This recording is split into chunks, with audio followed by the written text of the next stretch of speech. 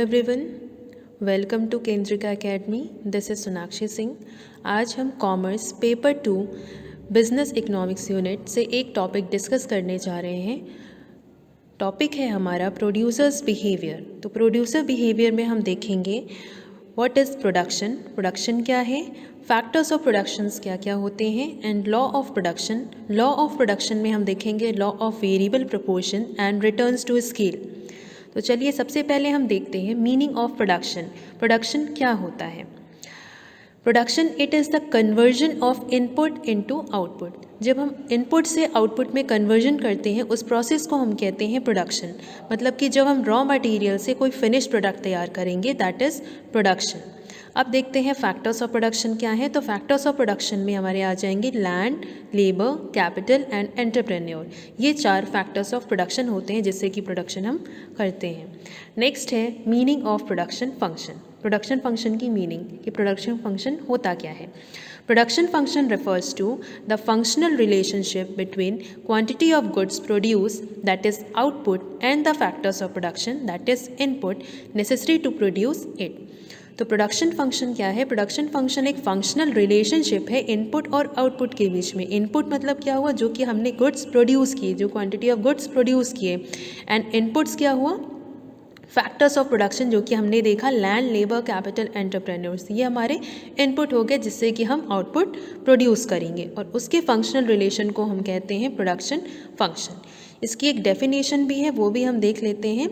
According to Watson, the relation between a firm's physical production, that is output, and the material factors of production, that is input, refers to a production function. अब देखते हैं types of production function. तो production function 2 types के होते हैं। First is short run production function and the second is long run production function. तो short run production function क्या है देखते हैं। Short run is the period of time when production can be increased only by increasing the application of variable factors, fix factors remains constant. तो short run production function क्या है? वो time period जब production हम तभी increase कर सकते हैं। कैसे इंक्रीज़ कर सकते हैं? सिर्फ application of variable factors, variable factors को फिक्स फैक्टर पे अप्लाई करके। मतलब यहाँ पे शॉर्ट रन में हम अपने फिक्स फैक्टर को चेंज नहीं कर सकते। फिक्स फैक्टर हमारा कांस्टेंट रहेगा। सिर्फ और सिर्फ हम चेंज किसको कर सकते हैं? अपने वेरिएबल फैक्टर्स को। जैसे कि हम रॉ मटेरियल्स को इंक्रीज डिक्रीज कर सकते हैं, लेबर्स को इंक्रीज कर सकते हैं, बट हम फिक्स फैक्टर जैसे कि प्लांट एंड मशीनरी हो गई, कैपिटल हो गया, इसको हम इंक्रीज नहीं कर सकते शॉर्ट रन में। दूसरा है लॉन्ग रन प्रोडक्शन फंक्शन। तो लॉन्ग रन प्रोडक्शन क्या है? Long run is a period of time when all factors are variable. क्योंकि लॉन्ग रन में हमारे पास इतना टाइम होता है कि हम अपने बाकी भी जो फिक्स फैक्टर हैं उसमें भी हम चेंजेस कर सकते हैं। तो इसलिए उसमें कोई भी फैक्टर फिक्स नहीं होता है, सारे फैक्टर्स वेरिएबल होते हैं। नेक्स्ट हम देखते हैं लॉ ऑफ वेरिएबल प्रोपोर्शन क्या होता है। The law of variable proportion states that as the quantity of a factor is increased while keeping other factors constant, the total product first rises at an incremental rate, then at decremental rate, and lastly the total production begins to fall. In other words, as one of the factor in production makes some variation in its quantity, keeping all other factors constant, the ratio between all the factors start varying, which further influence the level of output. तो law of variable proportion क्या बताता है? quantity of factors कैसे increase होते हैं? हम सिर्फ और सिर्फ अपने वेरिएबल फैक्टर्स इंक्रीज करेंगे, क्योंकि जो लॉ ऑफ वेरिएबल प्रोपोर्शन है ये शॉर्ट रन में एप्लीकेबल होता है। तो इसमें हम अपने फिक्स फैक्टर को चेंज नहीं कर सकते। तो फिक्स फैक्टर हमारा कांस्टेंट रहेगा, सिर्फ और सिर्फ उस पर हम फिक्स फैक्टर पे अप्लाई करेंगे वेरिएबल फैक्टर्स। तो स्टार्टिंग में क्या होगा? टोटल प्रोडक्ट जो है हमारा टोटल प्रोडक्शन इंक्रीज होगा एट इंक्रीजिंग रेट। उसके बाद नेक्स्ट स्टेज में हमारा जो टोटल प्रोडक्शन है वो इंक्रीज़ होगा डिक्रीजिंग रेट से, and lastly total production begins to fall. तो ये क्यों होता है? ये होता है मार्जिनल प्रोडक्ट की वजह से। जब तक हमारा जो मार्जिनल प्रोडक्ट है वो इंक्रीज़ करेगा तब तक टोटल प्रोडक्ट इंक्रीज़ करेगा इंक्रीजिंग रेट से। जैसे हमारा एमपी मार्जिनल प्रोडक्ट डिक्रीज़ करने लगेगा उस केस में टोटल प्रोडक्ट इंक्रीज़ करेगा डिक्रीजिंग रेट से, और एमपी अगर नेगेटिव हो गया उस केस में टोटल प्रोडक्ट स्टार्ट्स फॉलिंग, तब टोटल प्रोडक्शन हमारा बिगिन्स टू फॉल, गिरना स्टार्ट हो जाएगा। अब इसके कुछ अजम्पशंस हैं वो देखते हैं। फर्स्ट जो असम्पशन है वो है constant state of technology, second is other factors also remains fixed and the third is possibility of varying the factors of production. तो ये 3 असम्पशंस हैं लॉ ऑफ वेरिएबल प्रोपोर्शन के। क्योंकि law of variable proportion short run में applicable है, इसलिए जो state of technology है वो भी कांस्टेंट रहेगी, वो चेंज नहीं होगी, फिक्स फैक्टर भी कांस्टेंट रहेंगे। और हम अपने फैक्टर प्रोपोर्शन को कैसे चेंज कर सकते हैं? सिर्फ वेरिएबल फैक्टर्स को इंक्रीज और डिक्रीज करके। अब हम देखते हैं relationship between total product, marginal product and average product. When TP increases at increasing rate, the MP and AP also increase. However, at this stage, MP is greater than AP. यहाँ पे कह रहे हैं टोटल प्रोडक्ट इंक्रीज़ करेगा increasing rate से, कब? उस साथ साथ में MP और AP भी इंक्रीज़ करेगा, और इस स्टेज पे MP ग्रेटर देन होता है AP से। सेकेंड है when TP total product increases at decreasing rate, the MP and AP starts to fall. When MP starts falling significantly and AP falls at a lower rate, it means that now MP is less than AP. मतलब कि अगर हमारा AP fall कर रहा है उस केस में TP इंक्रीज करेगा डिक्रीजिंग रेट में। कहने का मतलब है कि जब तक मार्जिनल प्रोडक्ट पॉजिटिव रहेगा तब तक टीपी इंक्रीज़ करेगा। पहली चीज़, जब तक मार्जिनल प्रोडक्ट पॉजिटिव है तब तक टोटल प्रोडक्ट इंक्रीज़ करेगा। बट अगर मार्जिनल प्रोडक्ट इंक्रीज़ कर रहा है उस केस में टोटल प्रोडक्ट इंक्रीज़ करेगा इंक्रीजिंग रेट से, और अगर मार्जिनल प्रोडक्ट डिक्रीज़ कर रहा है उस केस में भी टीपी इंक्रीज़ करेगा, टोटल प्रोडक्ट इंक्रीज़ करेगा लेकिन वो डिक्रीजिंग रेट से इंक्रीज़ करेगा। और अगर एमपी हमारा कांस्टेंट हो गया तो उस केस में भी टीपी इंक्रीज़ करेगा लेकिन कांस्टेंट रेट से इंक्रीज़ करेगा। और अगर एमपी नेगेटिव हो गया, जैसा कि थर्ड पॉइंट में दिया है, MP goes negative and AP falls consistently remaining above the X axis, उस केस में टीपी फॉल करना स्टार्ट कर देगा। लास्ट पॉइंट है MP intersect AP when the latter is at maximum, this is where MP is equal to AP। Marginal product किसके बराबर हो जाएगा? एवरेज प्रोडक्ट के, जब MP इंटरसेक्ट करेगा AP पे। अब यहाँ पे स्टेजेस में बताया गया है लॉ ऑफ वेरिएबल प्रोपोर्शन को। यूनिट्स दिए हैं, इसको हम शेड्यूल से देख लेते हैं टेबल के अकॉर्डिंग। यूनिट्स हमें गिवन है 1 से 8 तक। फर्स्ट यूनिट पे जो टोटल प्रोडक्ट है, मार्जिनल प्रोडक्ट है और एवरेज प्रोडक्ट है, तीनों सेम है। फर्स्ट यूनिट पे TP भी, टोटल प्रोडक्ट भी 2 है, MP भी 2 है और AP भी 2 है।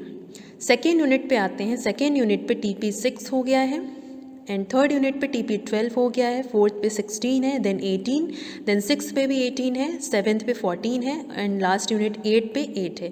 तो यहाँ पे हम देख रहे हैं TP क्या कर रहा है? इंक्रीज़ कर रहा है, उसके बाद डिक्रीज़ कर रहा है। तो इसको हम रिलेट करते हैं MP से, जैसा कि अभी हमने ऊपर रिलेशनशिप डिस्कस किया TP, MP और AP का। तो पहले हम TP और MP के बीच में रिलेशन देखते हैं। तो MP फर्स्ट यूनिट पे TP के बराबर ही रहेगा। सेकेंड यूनिट पे MP 2 से 4 हो गया। मतलब ये हमारा कैसे आया? जब हम 2 से 6 को 2 से माइनस करेंगे तो 4 आएगा। तो इसका फॉर्मूला क्या होता है MP कैलकुलेट करने का? TPn minus TPn minus 1। मतलब कि TP को हम ऊपर वाले TP से माइनस कर देंगे। फर्स्ट यूनिट पे तो सेम है, सेकेंड में जो 6 है, 6 जो TP है सेकेंड यूनिट पे 6 है, तो 6 से जब हम 2 को माइनस करेंगे तो MP आ जाएगा 4। उसके बाद जब थर्ड यूनिट पे TP कितना है? 12।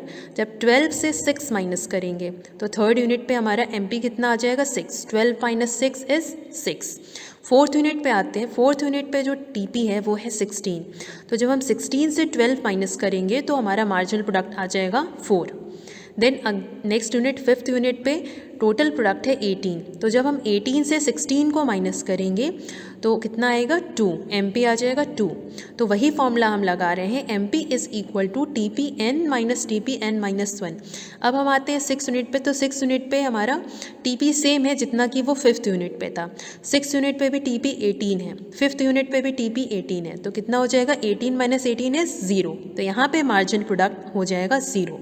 अब जब नेक्स्ट यूनिट पे 0 होने के बाद भी अगर एडिशनल इनपुट्स हम लगाते हैं तो हमारा क्या होगा? TP फॉल करेगा और MP नेगेटिव हो जाएगा।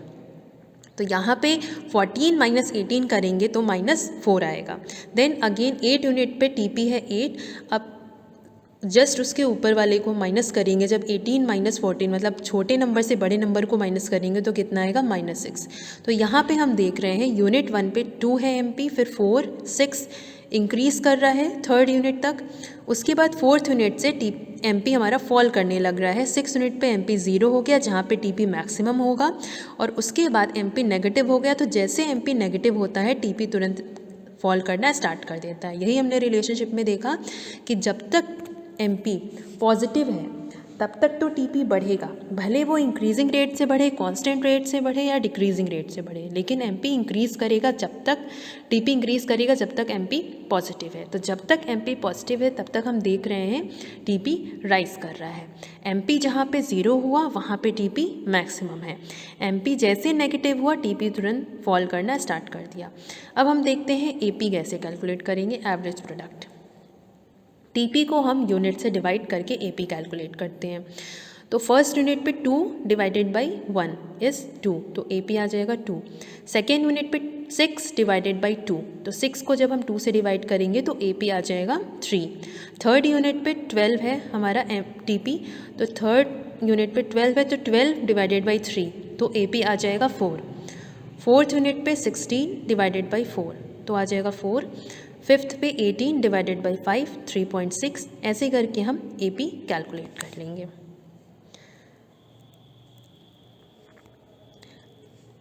अब हम इसको डायग्राम के थ्रू देख लेते हैं।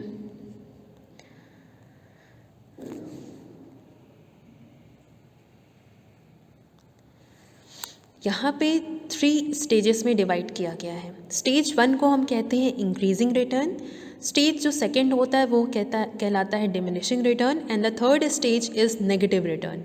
स्टेज 1 वो कहलाता है जब तक हमारा एमपी बढ़ रहा है तो टीपी इंक्रीज़ करता है इंक्रीजिंग रेट से, तो उस स्टेज को हम कहते हैं इंक्रीजिंग रिटर्न्स, और वो स्टेज होता है स्टेज फर्स्ट।